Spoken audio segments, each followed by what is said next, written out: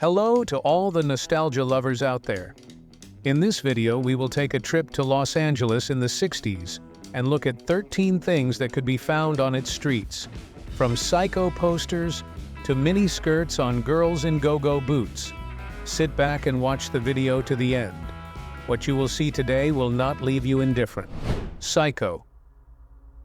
If you were a movie buff in the 1960s, you would have loved to attend one of the most talked-about events in Hollywood, the premiere of Alfred Hitchcock's Psycho at the Pantages Theater in 1960. This event was a landmark moment in cinematic history.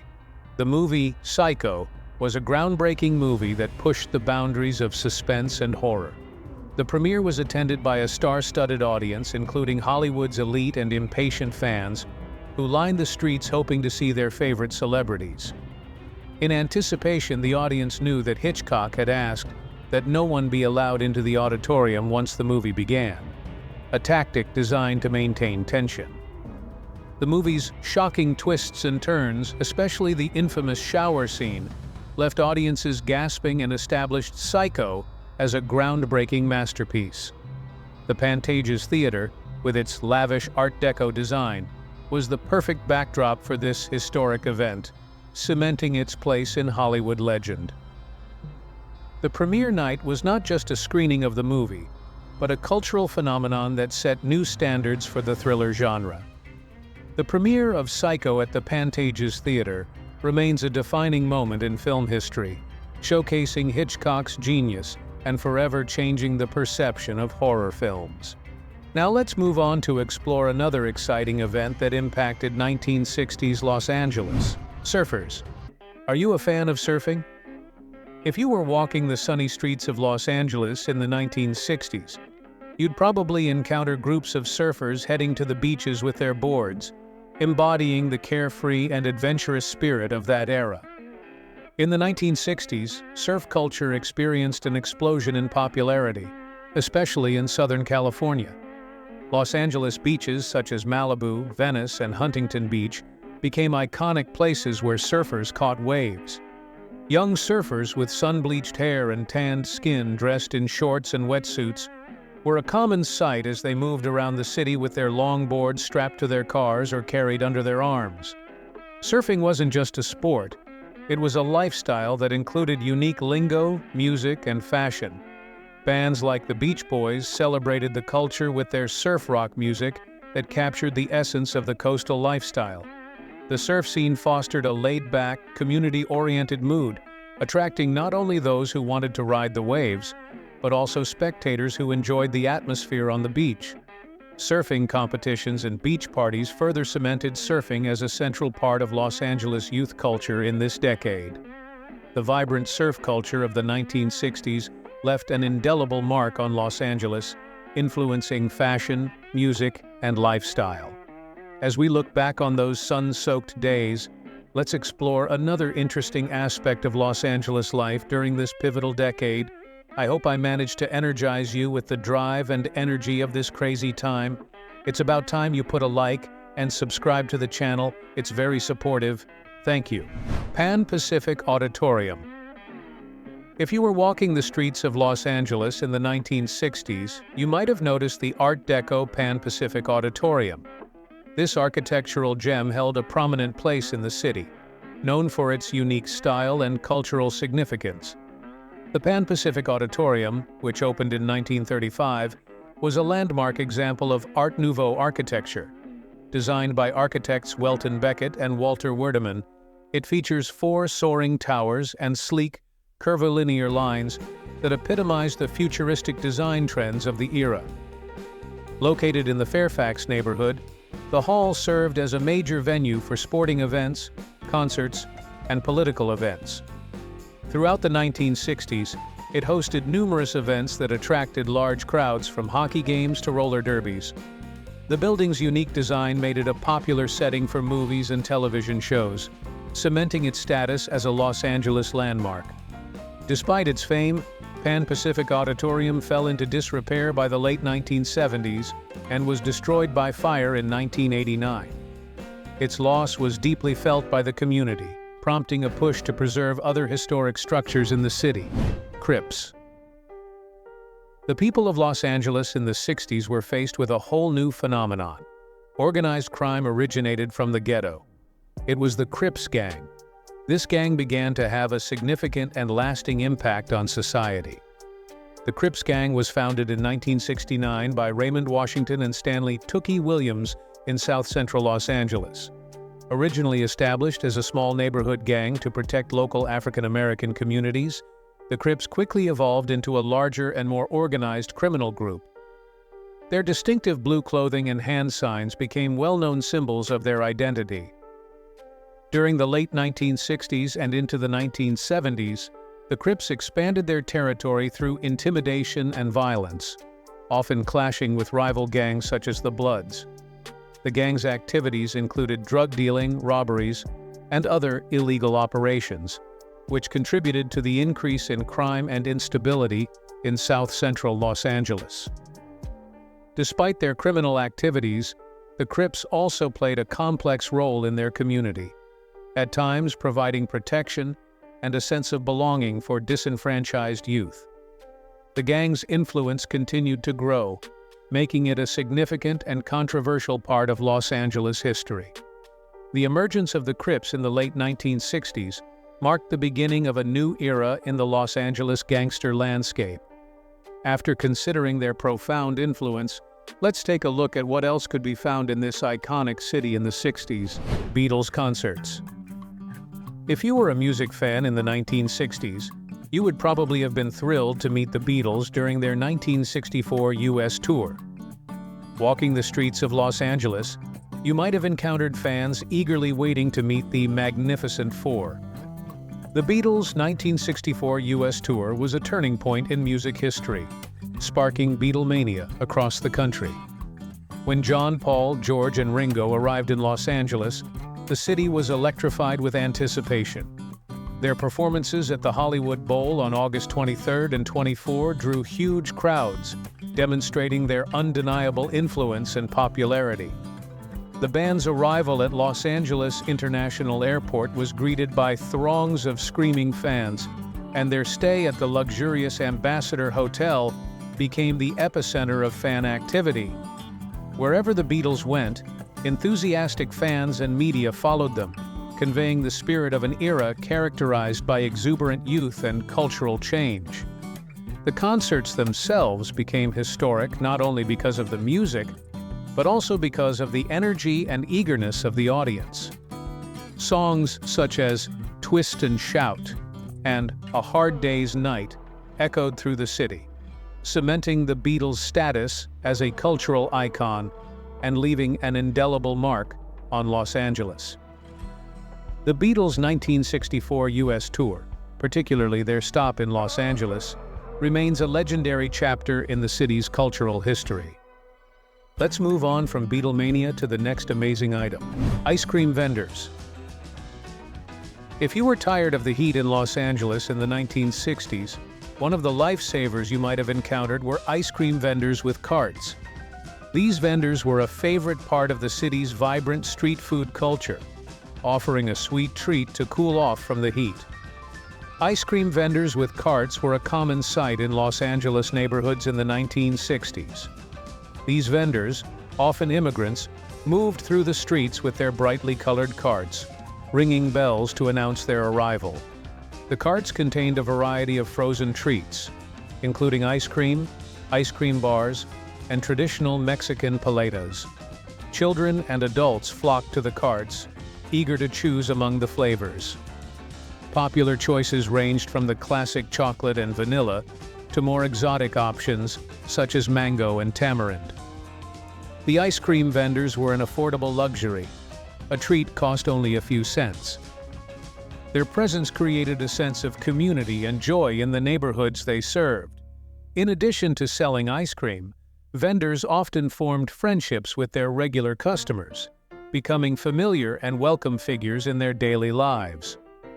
The sight of ice cream vendors with carts remains a nostalgic memory for many who grew up in Los Angeles in the 1960s. As we savor the sweetness of this bygone era, let's move on to explore another interesting aspect of life in 1960s Los Angeles: the Night Stalker. If you lived in Los Angeles in the mid-1980s, you probably know the terror that Richard Ramirez, infamously known as the Night Stalker, caused. His fear cast a dark shadow over the city, and residents were gripped with anxiety.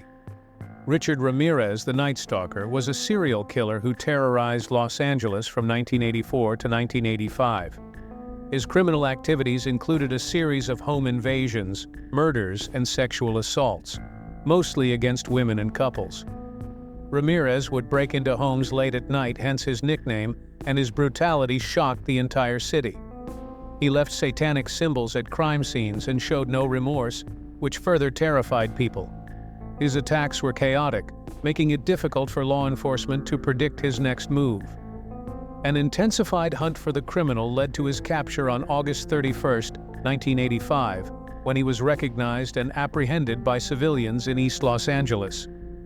Ramirez was found guilty of 13 murders and sentenced to death. The trial revealed disturbing details about his life and crimes, cementing his fame as one of America's most notorious criminals. The case also highlighted the shortcomings of the justice system and the need for greater public vigilance. The story of Richard Ramirez, the Night Stalker, remains a chilling reminder of the potential for evil in urban life. Having gotten past that scary chapter, let's look at another aspect of Los Angeles that shaped its history in the 1960s. Chevrolet Impalas. If you love classic cars and car culture, you may have been mesmerized by the sight of hydraulic Chevrolet Impalas cruising the streets of Los Angeles in the 1960s. These cars weren't just vehicles, they were works of art and a symbol of a vibrant subculture. Chevrolet Impalas, especially the early 1960s models, have become iconic in the lowrider community.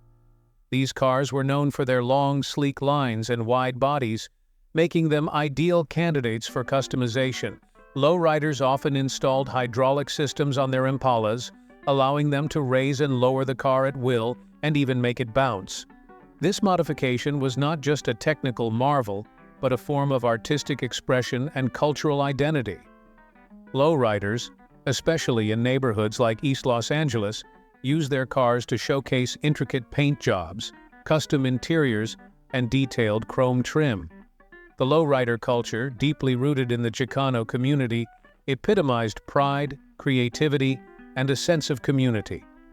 Modified Impalas were often seen at car shows, parades, and social gatherings, attracting attention and generating conversation wherever they went. The hydraulic Chevrolet Impala driving around the streets of Los Angeles remains a powerful symbol of 1960s car culture and community pride. With these unique cars in mind, let's move on to explore another interesting aspect of 1960s Los Angeles life. New men's fashion fans of classic fashion must have admired the stylish men in tight suits and skinny ties who walked the streets of Los Angeles in the 1960s. This elegant and sophisticated look became a hallmark of the decade, reflecting the era's cultural shifts and modern aesthetic. In the 1960s, men's fashion underwent a significant change, moving towards more streamlined and fitted silhouettes. The style was epitomized by slim-fitting suits characterized by narrow lapels, slim pants, and shorter jacket lengths. These suits were often paired with narrow ties, creating a clean and polished look. This fashion trend was influenced by various cultural factors, including the emergence of British invasion bands such as the Beatles, who popularized the mod style. In addition, silver screen icons such as James Bond, played by Sean Connery, epitomized the suave and modern gentleman. Suits were usually sewn from light fabrics in muted colors, but as the decade progressed, bolder patterns and colors became popular. This era also saw the introduction of the bow tie, a small clip that added the finishing touch to the elegance of a suit. The combination of a tight-fitting suit and a narrow tie not only reflected a shift to a more youthful and dynamic style, but also became a symbol of confidence and sophistication in the professional world. The tight suits and narrow ties of the 1960s remain a timeless symbol of fashion, embodying the elegance and innovation of the era. Now let's move on to explore another intriguing aspect of Los Angeles life during this iconic decade.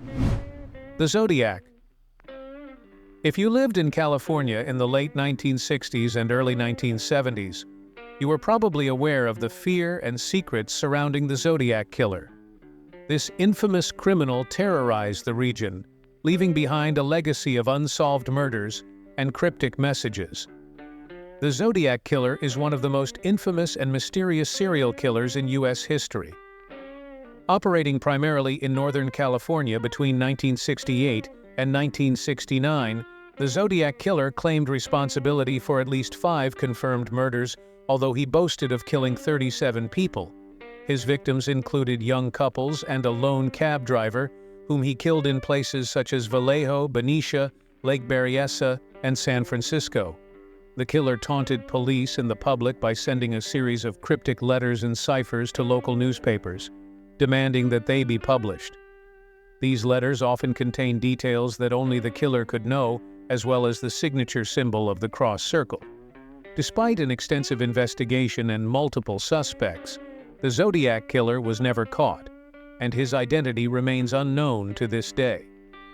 The case has spawned countless theories and investigations that have kept the public and law enforcement officials in suspense for decades. The fear instilled by his random attacks and the chilling nature of his messages continue to make the Zodiac Killer a prominent figure in criminal history. The unsolved mystery of the Zodiac Killer's activities continues to haunt and fascinate. After reflecting on this dark chapter, let's move on to explore another unique aspect of life in California during that tumultuous period: hippie protests. On the streets of Los Angeles in the 1960s, one could find passionate crowds of demonstrators against the Vietnam War. These protests were a powerful expression of dissent and a call for peace. The movement against the Vietnam War gained significant momentum in the 1960s, especially among young people and students in cities such as Los Angeles. Protests were frequent, gathering large crowds at iconic locations such as UCLA, the Sunset Strip, and even outside draft boards and military recruitment offices. The protesters were often hippies.